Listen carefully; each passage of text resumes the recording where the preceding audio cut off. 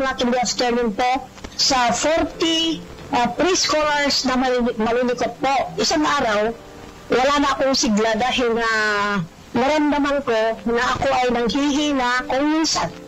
Nagiging bugnutin ako sa mga bata. Pagdating ko sa bahay, gusto kong kumain, wala pa akong gana. At saka, hindi po ako makabawas ng tama. Kaya sumasakit po lahat ang mga balangban ko. At marami pang ibang nararamdaman ko. Isang araw po ay nakinig ako po sa radyo. Kasi mahilig po ako nakikinig sa radyo po. Nandyan po si Sir Orly. Doktor, sabi niya, maraming kayong pasyente dyan sa labas naghihintay po sa inyo. Nabanggit po si Dr. Glenn Soriano po na palaging ikarma ang sinasabi ng mga pasyente na nananginig po. Para mag-interest kami doon po, yan na po siguro ang gamot na hinihiling namin na makatatambal po sa aming sakit sa katawan. Sa more than 2 weeks na paggamit ko po ng ikarma, naramdaman ko po na gusto ko nang kumain. At parang sumasakit po itong mga balangban ko na gusto niyang talagang pilitin ako na magbawas. Nung nakabawas ako, ay nakaginhawa na ako. At saka itong mga sakit ng karamang ko, yung mga maging bugnutin ko, dumaan po ang pakiramdam ko. Mula noong namit ko po ang ikarma, hanggang ngayon po, ikarma na talaga po ako. Mahalagang paalala, ang Ikarma Narati at capsules ay hindi gamot at hindi dapat gamiting panggamot sa anumang uri ng sakit.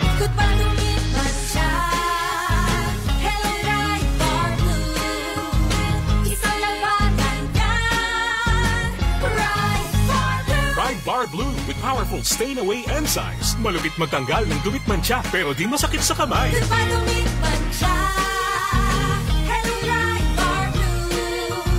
Isang laban lang yan. As tested ang cotton and polycotton. Sa mancha, malupit. Sa kamay mo, mabait. Try Bar Blue. Manufactured by ACS Manufacturing Corporation. ISO certified. World-class quality. ACS. Ang flying connection ay isa sa mga ipinagbabawal ng RA 7832, ang batas na nagbabawal na magnakaw ng anumang mga power line materials na kung saan ang isang napatunayang lumabag dito ay maaaring makulong at magmulta ng malaking halaga. Isang paalala mula sa pamunuan ng Sintelco. Si Mommy at si Washing Machine believe sa Pride Washing Machine Detergent. Hello, Washi! Hello, Mommy! Laundry day na naman! Ready ka na sa mancha, chocolate, putik, libag? Kaya yan ang Pride Washing Machine Detergent. May triple stain-away formula. Tanggal ang makapit, malikit, at malupit na dumit mancha. Easy ang labada. Mula noon hanggang ngayon. All you need is pride. All you need is pride. Pride Detergent, manufactured by ACS Manufacturing Corporation. ISO certified, world-class quality. ACS. DWIC. Matalinong pagtalakay sa mga usaping pambayan. Hihimayin ang bawat detalye para mailabas ang katotohanan. Kasama ang walang pinapanigan kundi ang tama. Orly Navarro. Orly sa IZ. Orly sa IZ. Orly in the morning.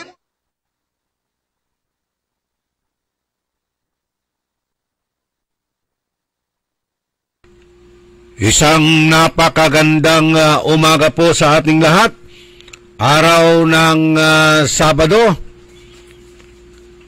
sa 15 bulan na Nobyembre taon 2025.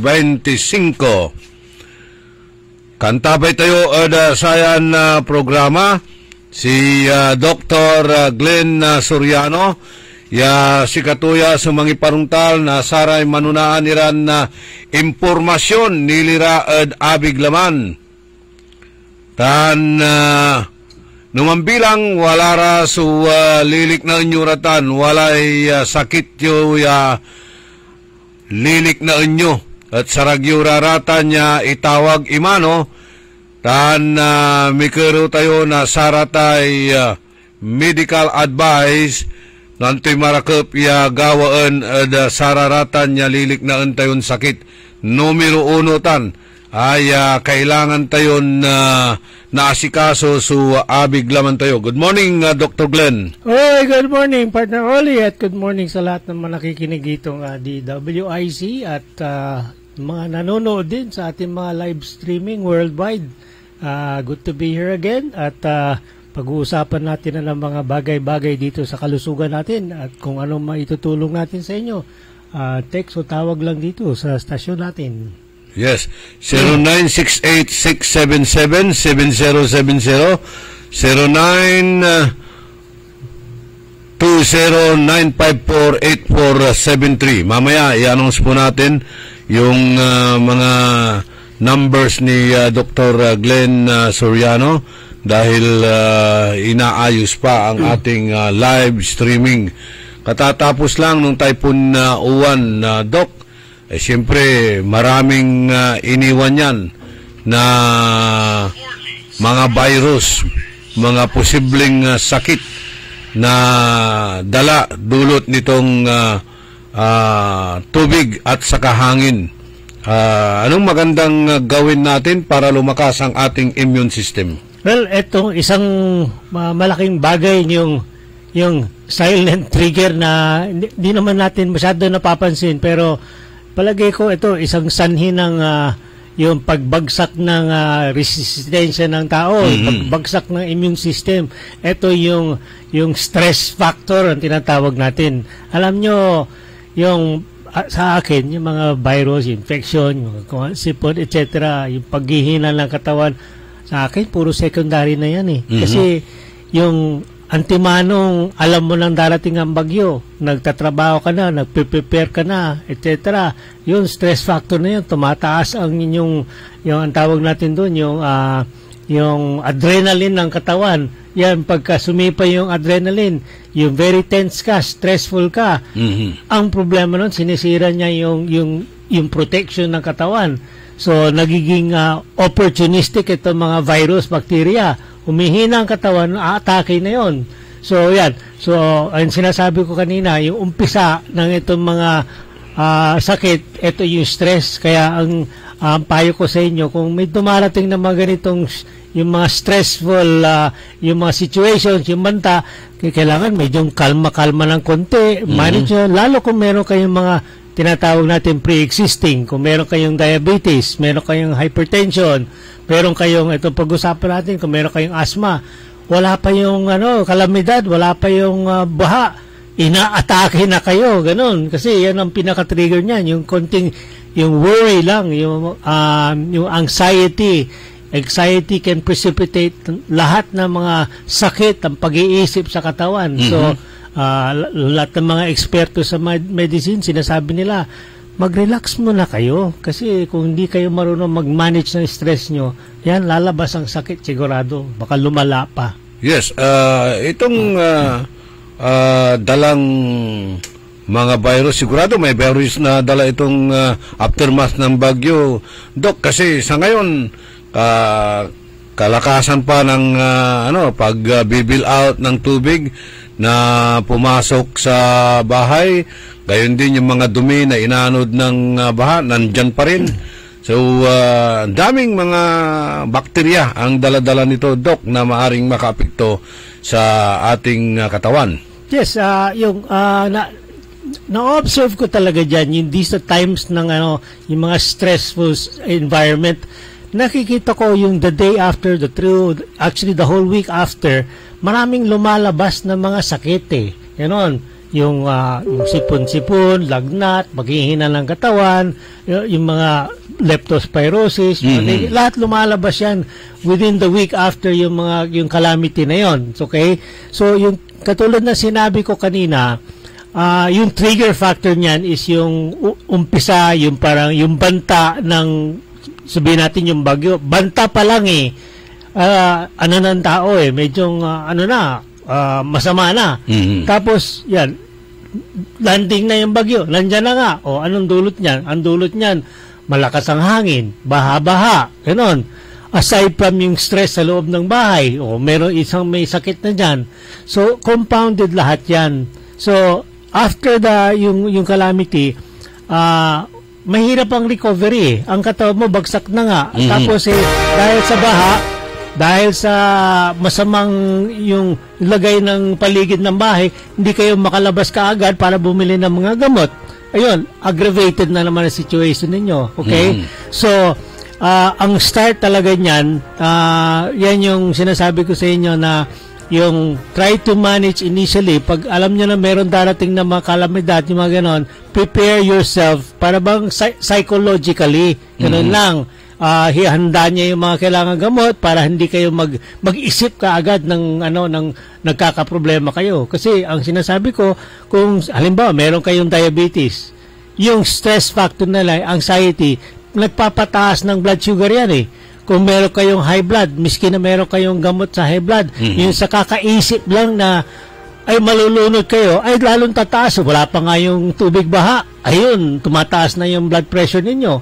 Kaya pagdating ng yung baha mismo, nandun kayo sa loob ng bahay, ay 2 araw na kayong high blood, baka emergency room ang bagsak nyo kasi hindi naman na-manage yung stress situation. Yun ang masasabi ko. Okay. Now, paano yan? Itong dulot nitong aftermath nitong Typhoon 1, paano ito makaka-trigger sa asthma, Doc? Ito. Yung ang isang trigger factor, yung lagi ko kanina pa, yung anxiety ng tao. Alam mo, asthma can be triggered by environmental factors. Asthma can be triggered also by psychosocial factors. Yun na lang nagalit ka can cause yung asthma. During ito ng problema natin yan. Yung ilang days na, almost a week after yung bagyo, wala pang kuryente ang mga bahay. Ganon. So yung fact na wala pang kuryente can trigger yung symptoms of asthma kasi ang asthmatic very sensitive yan yung sa yung air condition. Air condition, yung condition of the air, meaning alikabok, yung init at lamig. Okay, so kung wala kang kuryente, marami nga nawawala sa'yo na kailangan mo para i-manage mo yung asthma mo. So wala yung mga bagay na yan, talagang sisipa yung symptoms ng asthma. At tapos kung wala ka nga yung mga alleviating na mga factors, yung gamot, kulang. Tapos wala nga electric fan, tapos kulang ang ventilation, hindi ka na makalabas. Wala. Talaga aggravated ang situation mo sa asthma. So yung simple case ng asthma can be fatal. Yun. Kung nga mainit ang panahon, mag-trigger ba yung asthma, Doc? Yes, both extremes ng weather temperature conditions. Sobrang init at saka sobrang lamig. Kasi yung sa katawan talaga natin, meron tayong inborn, kasama talaga yung temperature thermostat na nadidetect talaga ng balat natin ganon. Pati dito sa ilong natin, yung nalalanghap natin, nabibreathe natin ng hangin, may temperature yan. It could be sobrang init, it could be sobrang lamig, or it could be very humid. Yun, very sensitive yun dun sa mga sensory system ng tao. Kung sa asthmatic, di mo naman naamoy yan pero pag na-sense ng nose mo na very humid or hot yung temperature na pumapasok, nagtitrigger yan ng yung mga sistema sa katawan. Kasama dyan yung precipitating symptoms ng asthma, yung bronchoconstriction, at saka yung nararamdaman yung sipon-sipon. At dun, so parang mahihirapan kayong huminga, ganon. So yun ang first symptoms ng asthma triggered by itong mga yung conditions ng bagyo. Okay, paano po ang gagawin ng isang asthmatic para ito ay hindi siya mahirapan sa kanyang paghinga, Doc? Well, ang non-asthmatic, alam natin ang non-asthmatic, educated na yan. Ang non-asthmatic, na alam niya asthmatic siya, alam niya dapat ang gagawin niya. Laging handa yan parang Boy Scout yan Alam niya asthmatic siya, so laging siyang may dalang gamot para maagapan yung initial symptom. Yung alam na niyang merong sobrang lamig, o alam niya na maalikabok, alam niya na magagalit siya. Yan yung mga trigger factors. So may dala-dala siyang yung tinatawag natin mga inhaler. Ganon, isa yon. Okay? So yung first symptom niya, naramdaman niya na atakin siya, mag-inhaler na yon. Kasi kung maghihintay pa siya ng kahit na ilang minuto lang, 15 minutos na hindi siya na magse-self-medicate, ay grabe na yung symptoms ng asthma. aabutin siya ng mabilis na punto na hindi na talaga siya makahinga at kailangan ng emergency room. So ano po yung mga symptoms and causes nitong asthma? Well, yung initial symptoms na binanggit ko kanina, yung shortness of breath, yung bigla-bigla nang hindi ka makahinga. Yung asthmatic at saka yung mga simpleng sipon o other lung conditions, iba. Kasi asthma, bigla na lang hindi ka makahinga. Yung mga sipon-sipon na yan, yung mga pneumonia, para bang gradual yan over ilang araw bago na-develop yung tawag nito, shortness of breath. Tapos yung sa asthma, may kasama kang yung sunod-sunod na pag-ubo na parang hindi makontrol. Ganon. Tapos, yung signs naman, yung nakikita mo doon sa isang asthmatic, parang namumutla. Tapos mabilis ang huminga. Minsan parang nangingitim na ngayon mukha, tapos kung kunin mo yung pulso niya, ang bilis ng heart rate.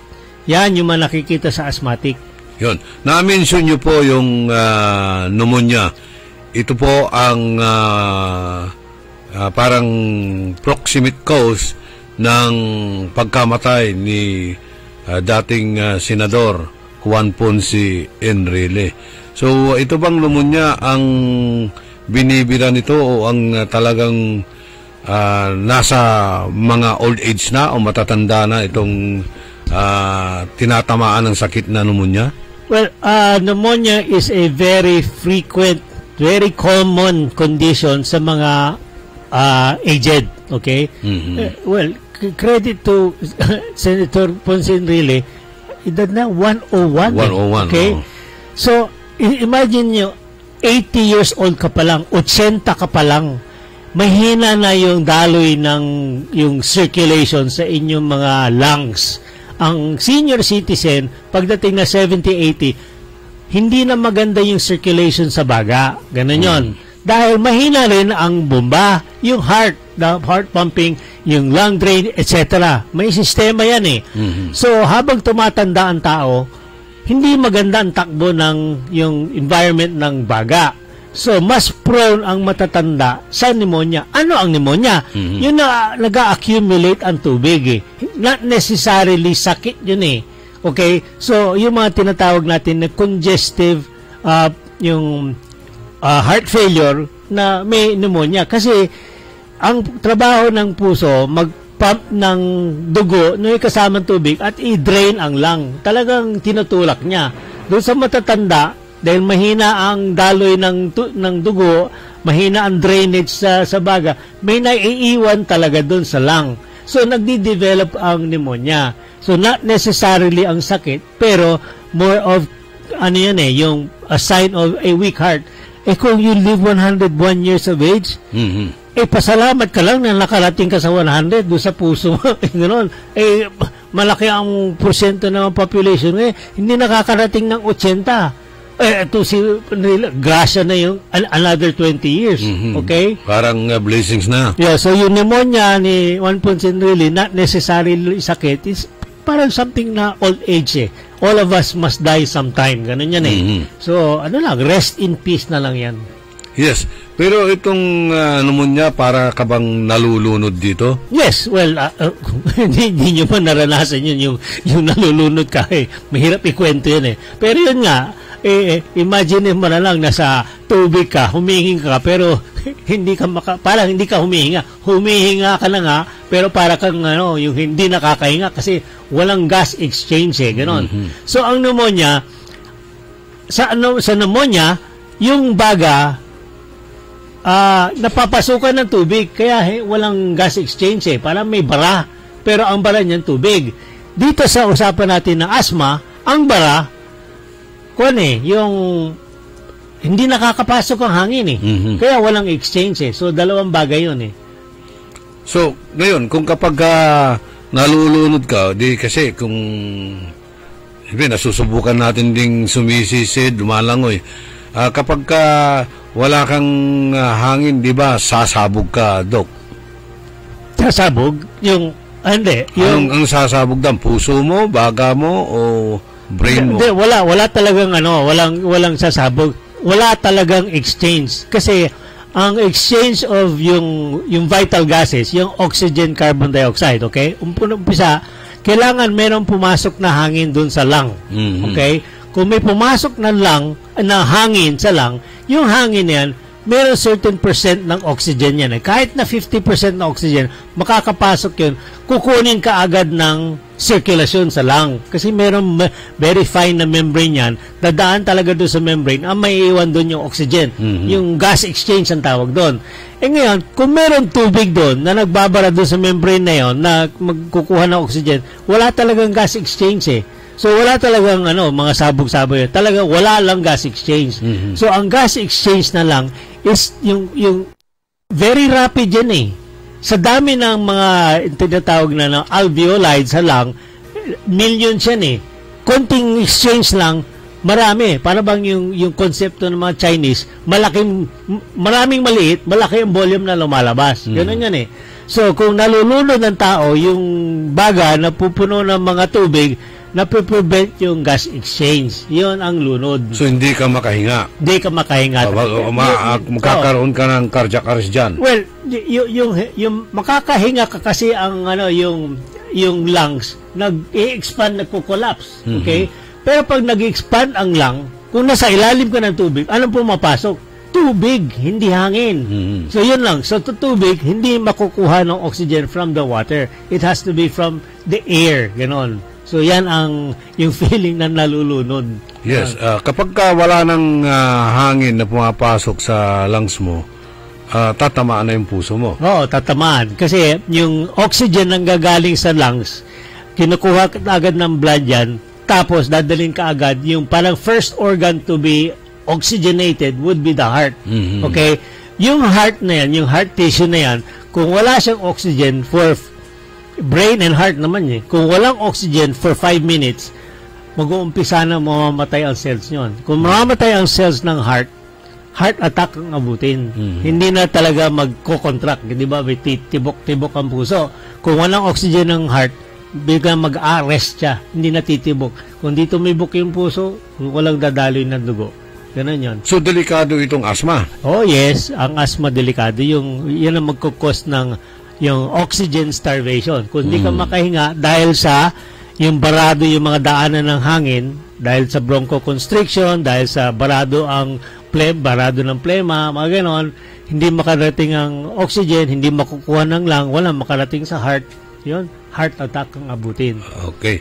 Noong 2015, nagkaroon po ng pag-aaral doon sa Korea, study by Cha et al.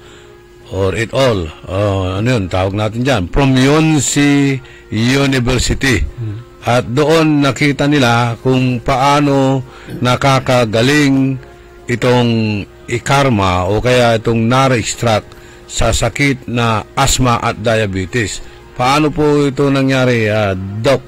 Well, ito, yung alam niyo sa mga college, mga researchers, mga ganyan, meron talaga silang obligasyon or mandatory mga research project, etc. para yung estudyante para makagraduate at saka mga researchers. Siyempre, sinusweldohan ka ng university, mga gobyerno, para gumawa ka ng trabahong research. Okay? So, ito mga researchers, naghahanap talaga ng mga projects ng katulad ng ganito. So, nabalitaan nila na ang mga tao sa Korea, China, etc., gumagamit na itong yung nara extract. So curiosity nila, bakit anong bisa nitong yung nara extract nito? So syempre nag-experiment sila. So after the experiment, which lasts between 1 and 3 months, nakita nila yung effects on yung asthmatic. Ang effects ng asthmatic, alleviating yung ang tawag nito, it alleviates symptoms ng asthma, yung hirap huminga, ganon. Okay, so tinignan nila kung ano yung condition, kung ano yung nasa katawan ng minom ng nag-consume ng nara extract na nagbago, bakit gumanga symptoms ng asthma. Nakita nila na yung parang nag-increase yung kanilang yung mga ang tawag nito ay nag-decrease ang IgE, yung promoter ng bronchoconstriction, yung promoter ng mucus secretion. Kasi yan ang main components ng asthma. Yung bronchoconstriction, talagang sumisikip ang daanan ng hangin. tapos masikip na nga, dadaloy pa yung mga plema-plema, diladong barado. Okay. So, ang nalaman nitong mga yung colleagues na merong NARA extract, yung tinatawag nilang natural steroid. Yung steroid, kung para alam nyo, kung meron kang asthma attack, binibigay ang doktor ang isang gamot na malamang at madalas din may lamang steroid para masugpo ang isang cause ng asthma, which is inflammation. Okay? Natural steroid will prevent or improve yung inflammatory conditions. Mawawala kaagad yung pamamaga. So, yun, nakita yan sa NARA extract. Okay? So, yung NARA extract is seen to be a natural steroid. Kung inumin mo lagi itong NARA extract, which is in Ikarma, kung meron kang asthma, lagi napipigilan yung mga symptoms ng asthma. So, before na atakihin ka, meron ka ng pre-medication. Ano na? So, kung atakihin ka man ng asthma, hindi ganon ka-serious. So, madali naman baliktarin ang systems ng asthma kung lagi ka nagko-consume ng NARA extract na nandito sa Ikarma. Okay? So, isang related condition dito sa asthma is yung tinatawag nilang skin asthma. Kasi kung sa loob ng isang pamilya, ang proof nito is merong mga sibling, mga makakapatid na merong asthma. Pero merong isang kapatid walang asthma. Pero napansin sa kanya, meron siyang kati-kati, dermatitis. Yan pala, yan ang magkamag-anak yan, yung asthma at saka yung dermatitis niya. Yan ang tinatawag na skin asthma. Okay? So, binibigyan din ng gamot ng parang sa asthma. Gumagaling yung asthma. So, pero doon sa skin, asthma mo, ay hindi tulad ng parang hinihingal ka rin. Hindi, wala kang symptoms ng asthma eh. Yung magkapatid na yun, ha? Yung isa walang asthma symptoms eh. Wala siyang problema sa paghinga. Ganon. Pero yung kanya naman, laging lumalabas yung mga kati-kati rashes. Yan, yung skin asthma. Caused by yung same cause ng mga yung merong asthma. Ang effect niya nasa skin, hindi sa lungs. So, kung ikaw ay merong asthma, anong gagawin mo doon kung sakaling nagkasabay yung skin at saka doon sa Well, may posibilidad ba na magkasabay yun? Rare yun. Kasi ang asthma is an allergic, para bang allergic response condition. Ganon. Yung skin asthma is also an allergic response. Yan, yung condition na yan. So, both conditions can be treated by anti-allergy, yung mga steroids, ganon, anti-inflammatory. Ganon yan. Pero, there's another condition na yung parang eczema lang, yung topical eczema, na hindi naman related dun sa asthma. Ibang klase naman din yun. So, it's possible na magkaroon ka ng asthma at magkaroon ka ng it's either skin asthma or yung eczema type na gano'n. So, ano lang yan, most of these are parang related dun sa yung allergy condition ng individual. Kasi hindi man lahat tayo yung prone to allergies prone. May mga taong hindi sensitive. May mga taong very sensitive. Yung extreme cases na yun, yung allergic sa mani, gano'n. Bawang. Meron mga taong gano'n. Pero, kung Pilipino ka, dapat araw-araw kumakain ka ng bawang. Pero kung may mga Pilipino dyan, konti ng mga ganong bawang, mani, ay, atakihin ka agad. Gano'n yan. Meron pa nga yung pag may maamoy lang siya, tama. Nag-trigger na. Yan, very sensitive talaga yan. So, masasabi ba natin na yung caused by yung ingredient itself or psychosomatic yan? Gano'n yan eh. Meron kasi may mga taong isip mo lang nasusuka ka na eh. Ganon. Yung parang lang na isang symptom din psychological ganon. Kaya yung para bang example nga yung mga buntis, yung mga naglilihi. Sabi ko, bakit nakikita mo isang tao nasusuka ka, naduduwal ka. Ganon. It's more of a psychosomatic, isip lang. Itong skin allergy nito na dulot ng asthma rin, pagkatapos mong inumin itong Ikarma tea, pwede mo bang ipahid yung tawag natin dito, yung... Oo, yan. Napag-usapan din niya matagal na. Yung beginnings pa nga natin kasi meron tayong mga users. Para bang ano lang. Yung, pwede rin sa acne. Amazing nga kasi meron tayong users na ang talagang user ng ikarma yung starting ng tea bags Di syempre, pagkatapos ng gamitin yung tea, iba, tatapon na lang yung tea bag, ganon. Meron yung mga anak na mga users na yung marunong sa mga herbal. Ginawa na lang yung use na tea bag, pinuksan, nilagay sa face towel, tinapal sa mukha sa yung mga pimple, acne, gano'n. O kuminis. So, yung mga kati-kati sa katawan, nawala. Nagamot. Ayun. So, yan ang proof ng ang Nara extract, ikarma, pwede sa mga allergy conditions sa skin. So, mabisang gamot din itong ikarma sa allergy. Yes. Ayun. Kaya subukan natin. Pakinggan natin ang testimonya ni Mr. Rodrigo Dayap. Ito, palagi kong kapag humihingal na, nakikita ko, bakit? Huminto akong uminom. Huminto akong uminom ng ikarma. Hindi ako nakatik. So, pagka nakatik na naman siya na ikarma, magaling na naman. Talaga maalis yung kanyang asma, tulad din ni Jigo Agulan, na dati-rati hindi makalakad ng malayo. Ngayon, pwede na siya mag-igib. Naglalakad na from sa bahay niya going to downtown. So, pakinggan natin yung testimony ni Rodrigo Dayap. Ako po si Rodrigo Dayap, 65 years old. Nakatira po ako sa Panta S, Dagupan City. Ang dati ko pong sakit ay asma. Ang asma kong nararamdaman ay hindi ako makahinga, masakit ang aking dibdib. Ako'y nagpunta kay Dr. Glenn Soriano para magpagamot.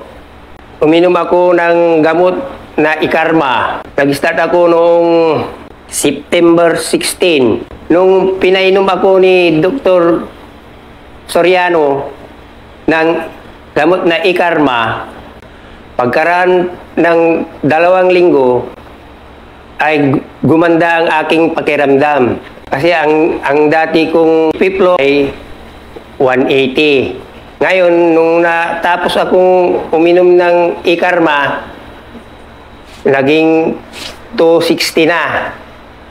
Parang bumalik na yung dati kong kalusugan. Gumaan talaga ang aking pakiramdam. Kung kayo'y may sakit na asma, uminom din kayo ng ikarma para gumaling ang inyong karamdaman.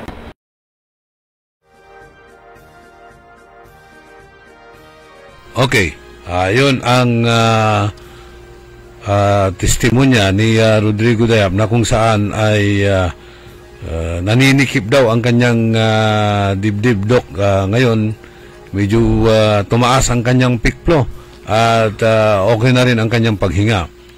Yes. Well, actually, itong programa na pinopromote natin, meron pa nga ito nag-i-encourage ako ng mga yung may symptoms ng asthma na pumunta rito para ma-check natin kaagad yan. Ang ginawa natin kay Mr. Dayap dati is yung initial complaint niya, narinig niya, tapos kaya nga nagpunta rito. Tapos tinek nga natin yung, di ba ginamit natin yung peak flow meter, ganon. Yung peak flow meter tool, yan ang simpleng device na nabibili actually sa mga pharmacy medical supplies. Yun ang pag-monitor ng inyong yung lung condition, lalo kung may asthma. Ang peak flow meter, susukatin niya yung merong part ng lung volume mo. Kung gaano kalaki o gaano kaganda yung lung volume na para habang humihinga ka, inhale and exhale. Ngayon, ang normal ng yung peak flow reading ng isang normal na tao, yung walang asthma, hindi nahirapan huminga, it's ranging from 300 to 600, ganon. Ako, lagi ko na-check kasi walker naman ako, jogger naman ako, cyclist, ganon. So, yung peak flow reading ko is between 500 and 600. I considered ko yan mga athletic people yan mataas, okay? Pero ang taong hindi nag-exercise, hindi naman cyclist, ganon, ordinary, pwede ng 300 na asymptomatic, walang symptoms ng asthma. Ito si Mr. Dayap, dumating din dito, hirap nga siyang huminga. So, sinukat natin ang peak flow reading niya. Initially, ang peak flow niya was 180. Ganon. Kung makita mo siya, halos namumutla na nga, umakyat dito sa 4th floor, hindi makahinga. Kailangan umupo muna para makahinga at bumalik yung kanyang normal. Ganon yan. So, di ba nasabi ko kanina, ang normal peak flows na isang taong hindi naman yung masakitin pero hindi naman din ganun ka-healthy, 300 okay na eh. Ito si Mr. Dayap, naging 180. Ganon. Kumababa. Kumbaba masyado. Okay? So, meron pa tayong ibang pasyente dumating na ganyan din. So, yeah, challenge natin siya at challenge din natin ang ikarma. So, binigyan natin siya ng mga free samples para subukan natin ang visa ng ikarma ng yung 2 weeks supply. O sabi, sige, inumin mo lang ito every day for 2 weeks. Tapos kung ano maramdaman mo, i-report mo na lang dito after 2 weeks, balik ka rito. So, after 2 weeks, bumalik na nga siya rito. Surprise tayo na hindi na siya nahirapan umakyat. Okay, tapos chinek na natin ang peak flow niya. It went from 180 to 260. Ganon. So, yan. So, doon sa peak flow meter na makikita natin kung meron talaga improvement eh. So, very dramatic ang improvement nito. So, yan. Paano nakatulong ang ikarma doon? Paano niya pinaluwag ang kanyang tawag natin dito? Yung breathing, yung lungs, paano niya yung, di ba, nagsisikip yan nagsisikip yung pag dibdib mo, paano niya ito ako talaga isang very conservative ako ng medical specialist. Sabi ko, mahirapan ako maniwala sa sinasabi nilang ang chronic asthmatic, yung matagal ka na may asthma, na uinom ka ng isang magic na gamot, okay ka na. Yung parang okay na, wala ka na, nag-treat ng asthma mo. Hindi ako maniniwala dyan kasi ang hirap talagang gamutin ng asthma na short term. Long term ang gamutin ng asthma. Okay? So, ang tanong is, ano ang nagagawa ng ikarma para sa mga asthmatic? Okay?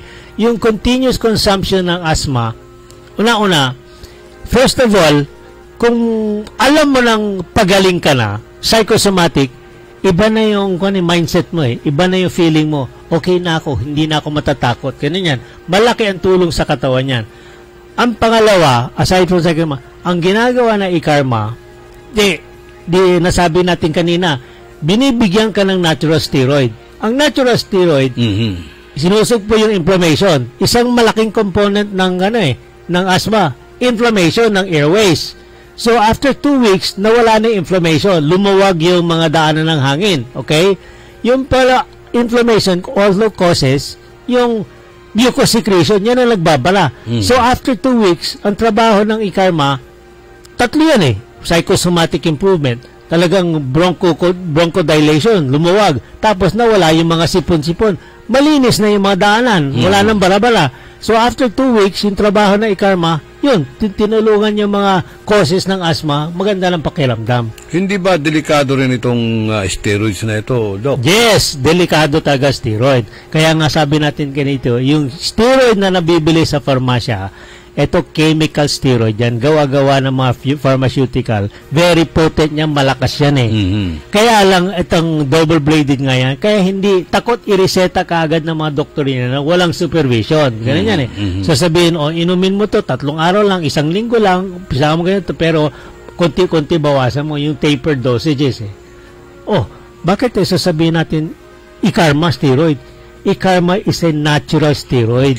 Mahina lang ang dosage niya, pero araw-araw yan Meron tulong dito sa system na ang pinaka-effective na property niya, nakakatulong sa asthmatic, is yung anti-inflammatory property. Yan, unti-unti niya nawawala inflammation, so unti-unti niyang tumutulong sa asthma hanggang sa mawala na yung symptoms. Okay. Yung mga ibang kilala ko dyan, kapag gumagamit ng steroid, nagiging bloated sila.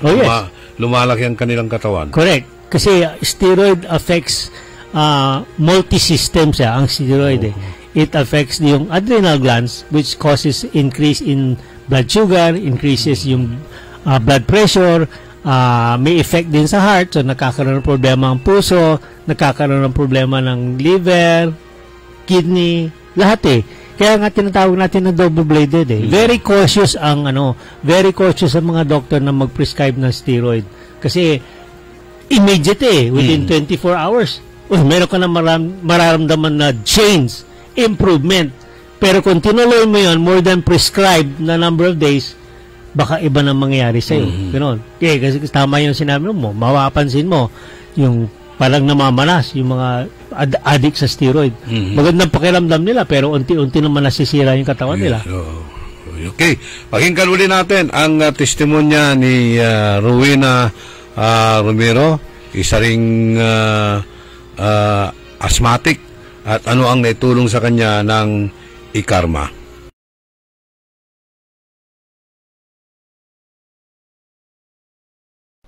Years old.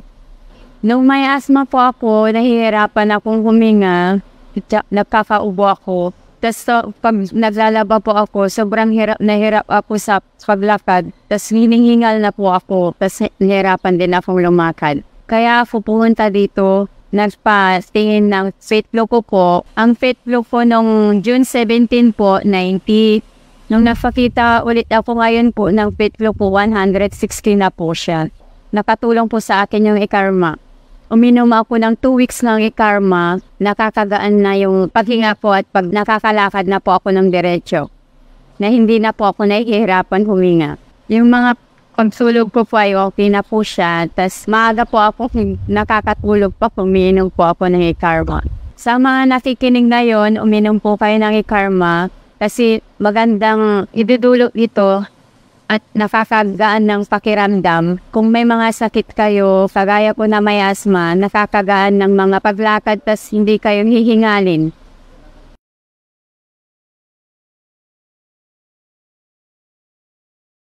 So, peak flow ang pinag-uusapan dito. Ano ba ang normal peak flow ng isang tao, Dok? Yung katulad ng sinabi ko kanina, ako, 500, 600. Di ba, nasukat din na sa'yo dati. Nasa 500 dati sa'yo eh. Ganon.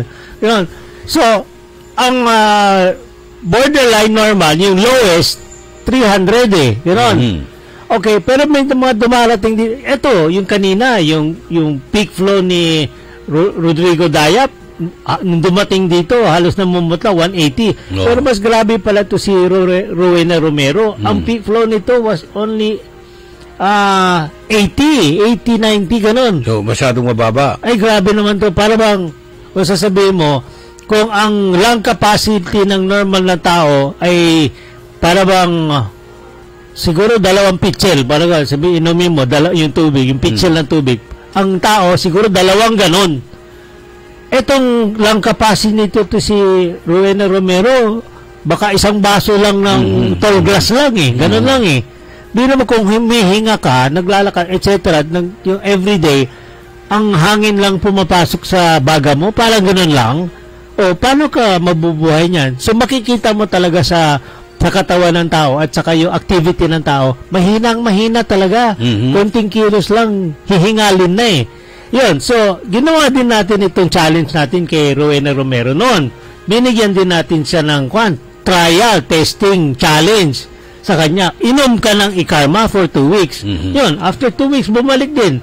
O, ano nangyari sa kanya? O, yung peak flow niya from 90, naging 160. O, nakakatakot pa rin yan. Pero, ang pakiramdam niya, maganda. So, yun ang importante. Hindi naman natin nakikita yung internal na improvement, pero yung external, yung sasabihin ng pasyente, ay, ang gaan ng pakiramdam ko ngayon, lumakas ako ngayon, mas marami akong nagagawa ngayon. Makakatulog ka ng mahimbing. Ganoon. Kasi kapag asthmatic ka, hindi ka nakakatulog. Ay, hirap na hirap ka. Kasi para ka nalulunod din sa tulog mo. Kung hirap kang huminga sa gabi, yung parang dangerous yung condition, yung tinatawag na sleep apnea. Yung ano ba yun, naghihilik ka sa gabi. Hilik kasi sa gabi, yung obstruction eh. Yung pinipuwersa yung hangin papasok doon sa obstruction, kung buong magdamag, natutulog ka na gano'n, pangit ang katawan mo. So kung mababa ang peak flow mo, mayroong shortness of breath. Well, hindi. Not necessarily shortness of breath. Kung mababa ang peak flow, ibig sabihin yan, maliit ang lung capacity mo. Konti lang ang makakapasok ng hangin doon sa lungs mo para doon makukuha yung oxygen. Ganun yun. Okay? So, ganyan, itong si Rowena Romero, kung makikita mo lang siya, relax, yung pahinga lang, wala namang ginagawa, hindi mo naman mapansin na hirap siya huminga eh. Ganon. Pero bigyan mo na siya konting effort. Sabi mo, umakit ka lang dyan sa hagdanan na yan. Mahihirapan na siya. Maglakad ng konti, malaylayin ko, isang block lang. Mahihirapan na siya. Hihingalin na yun. Kasi, nung umakyat sila rito, from first floor, upo. Pagkatapos, magpahinga, akyat uli, second floor, upo. Hanggang makarating dito ng kuwan. Pagdating dito, halos tatawagan na natin ng ambulansya eh. Tapos, namumutla. Tapos, nung binigyan natin ng ikarma, pagbalik niya after 2 weeks, dire-diretso na siya. Dire-diretso na nga. Yan nga ang challenge natin na dramatic na na-prove natin na hindi tayo nagbibiro. Talaga itong ikarma, nakakatulong sa yung kuwan ng asthma. So, yan ang challenge ko uli. Sabi ko, kung meron kayong mga asthma symptoms dyan at matagal kayo nanggagamot ng asthma, subukan nyo ito ikarma. Para i-challenge ko, tayo ng peak flow meter reading, tapos sige, bigyan namin kayo ng ikarma, balik kayo after 2 weeks, sabihin nyo sa amin kung ano nangyari sa inyo. So, di ba, the highest the altitude, the lesser the oxygen? Oxygen content, correct. Correct. Yeah, kaya kung nasa bundok ka, kung tayo, sanay dito sa lowland, umakyat ka sa bundok, mahihirapan tayo mag-adjust. Baka kailangan magbahan ka ng oxygen. Ganun yan. Kaya pala yung mga mountain climber, kung umaakyat yan, nagsusuka ng dugo. Hirap nga huminga. Walang oxygen eh. Kaya sila, may baon talaga silang, ang tawag nila, can oxygen. May dala silang oxygen. Pero ang tataka ka rin, di ba? May mga tao nakatira sa bundok. Bakit hindi sila nahihirapan? Yun ang adaptation nila. Sila, umakyat sa bundok, doon na nakatira, sanay na yung katawan nila doon sa very thin na oxygen concentration.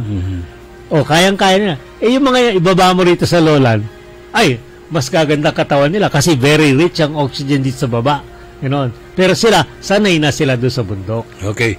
Bakit ang mga asthmatic parang naglalaga ng tubig sa tawag natin na wheezing? Pagka kumukulo na yung tubig, parang pumipito. Ako masasabi ko lang kasi yung the act of nebulization, yung nebulizer is cold mist yan, di ba? Yung nag-aalaga ng tubig is steaming, okay? Yung steaming act, yung steam, mag-inhale ka ng mainit na tubig, yung steam, can be symptom alleviating, tawag nun. Kasi, yan, yung steam na lang mismo can alleviate yung pagbabara ng ilong, etc. Yung nasubukan mo lang, na iano mo mukha mo doon sa steam, para bang lumuluwag ang hininga mo. Ganon yan eh. Kung totoo nakakatulong sa asthma, paka-minimal lang yan eh. Kasi ang problema sa asthma, nandun sa loob eh. Kung nakaka-rating yung steam sa nasal passages at saka yung bronchial passages, siguro ang ginagawa lang nun, pinapalambot yung mga tumigas na yung plema. Ganun lang ang masasabi ko. So, pero kailangan sa asthma,